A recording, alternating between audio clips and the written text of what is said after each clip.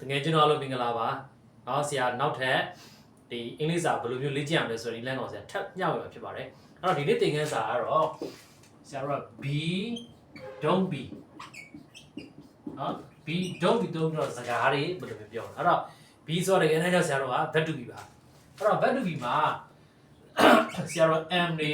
is တွေ are တွေဆိုပြီးတော့ရှိတယ်။အဲ့တော့တကယ်တမ်းကျတော့ဒီ am is စာဘယ်လိုသုံးတာလဲမြန်မာလိုဆိုရင်ဆရာတို့ရှိတယ်ဖြစ်တယ်။အဲ့တော့လူကောင်းတဲ့လွယ်ဆုံးပြောပြပါမယ်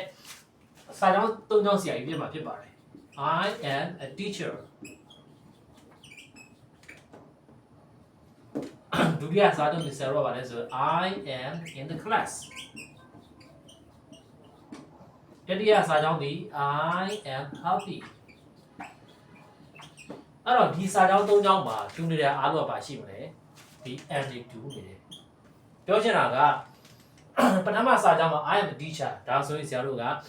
am စာလေးဆရာတို့ရှိသည်ဖြစ်သည်တိုးတော်ဒီနေရာမှာဆရာတို့ကဒီကောင်ဆရာတို့ noun ပါnoun နဲ့တွေ့ရင်ဆရာတို့ဖြစ်တယ်လို့ပါလာပြန်မယ်ဒီမှာကျတော့ဆရာတို့က I am in the class အဲ့တော့ငါကစာသင်ခန်းထဲမှာရှိတယ်အဲ့တော့ဒီကောင်ကြီးဆရာတို့ကနေရာပါเนาะဒီကောင်နေရာပါ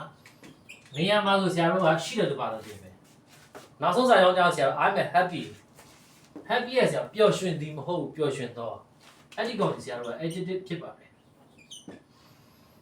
အဲ့တော့ adjective နဲ့များတယ်ဆရာဒေါနဲ့ဆုံးတယ်အဲ့တော့ဒေါတွေကိုဒီဖြစ်ခြင်းဆရာတို့က am စာနဲ့ဆရာတို့ပေါင်းပေးရတယ်အဲ့တော့ဒီ verb to be ဆိုတဲ့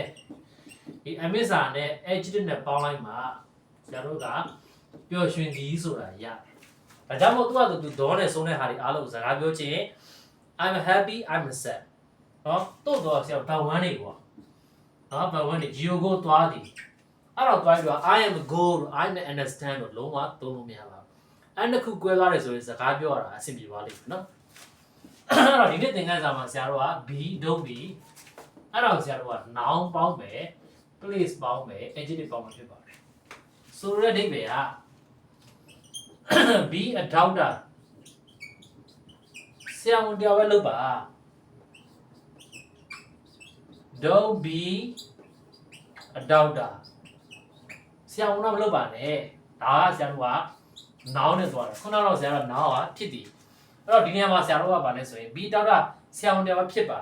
စာလို့ပြောမယ်ဆိုရင်စကားလို့ပြောမယ်ဆိုရင်ဆရာဝန်တရားပဲလုပ်တော့လိမ့်မယ်ရပါတယ်နောက်တစ်ခုကဆရာတို့ကနေရာနဲ့ပြောမယ် be at home အိမ်မှာနေပါနော် don't be outside ပြင်မှာမနေပါနဲ့ဒါဒီဆရာတို့က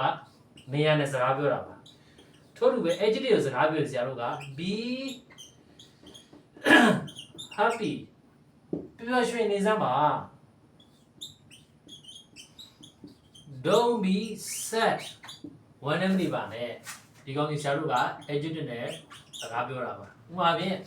be active တက်နေပါ don't be lazy ပြင်းမနေပါနဲ့ don't be angry စိတ်မဆိုးပါနဲ့ဒေါသမထွက်ပါနဲ့ be healthy ကျန်းမာနေပါနော်ဒါဒီဆရာတို့က adjective နဲ့ပြောတာပါနေရာနဲ့ပြောမယ် be at home အိမ်မှာနေပါ don't be outside အိမ်အပြင်မှာနေပါနဲ့ be a teacher ကျောင်းဆရာပဲလုပ်စမ်းပါ oh don't be teacher ကျောင်းဆရာမလုပ်ပါနဲ့ be an engineer တွေပဲလုပ်ပါအဲ့တော့ဒီနေရာမှာဆရာတို့ကအလုပ်အကိုင်ပြောတဲ့ခါကျရင် A တွေ N တွေဆရာတို့ထည့်ပြောရတယ် engineer တယောက်ဆိုရင် an engineer ဆရာဝန်တယောက်ဆိုရင် a doctor အဲ့ဒါလေးတော့ဆရာတို့ကသိထားမှာဖြစ်ပါတယ်။အဓိကသင်ခန်းစာပါလဲဆိုရင် be don't be ပြောပြီးတော့ဆရာတို့သုံးပြီးတော့စကားပြောမှာ။အဲ့တော့ be plus noun be plus place be plus adjective ပါဒီမှာ am စာလေးရှိဖြစ်ဒီပါအဲ့တော့ noun နဲ့တွေ့ရင်ဆရာဖြစ်တယ်လို့ဘာသာပြန်မယ် I am a teacher နေရာနဲ့တွေ့ရင်ဆရာရှိတယ်လို့ဘာသာပြန်မယ် I am in the class အဲ့တော့ adjective နဲ့တွေ့ရဆိုရင်ဆရာတို့ကတော့နေတီပြောင်းမယ် I'm happy ဟာပြောရဖြစ်ပါတယ်အဲ့တော့ဆရာတို့ဘာဝမ်းသုံးတယ်လို့ပြော go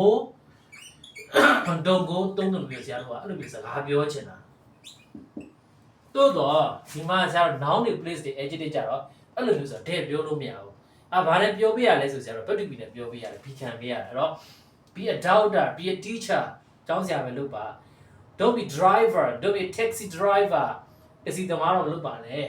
be at home အိမ်မှာနေပါ be in ရန်ကုန်ပဲနေစမ်းပါ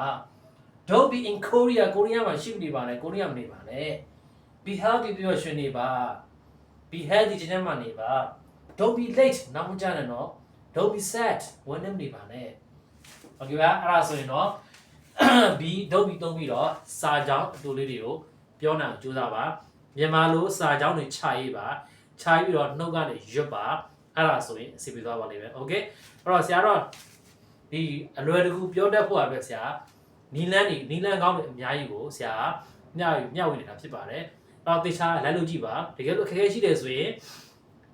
စာပေးချင်တာဖြစ်ဖြစ်ပေါ့နော်ဆရာကိုလာပြီးတော့မေးလို့ရပါတယ်အဲ့တော့အချိန်ပေးကြည့်ရှုပေးတဲ့အတွက်တကယ်ကျွန်တော်အားလုံးကိုဆရာ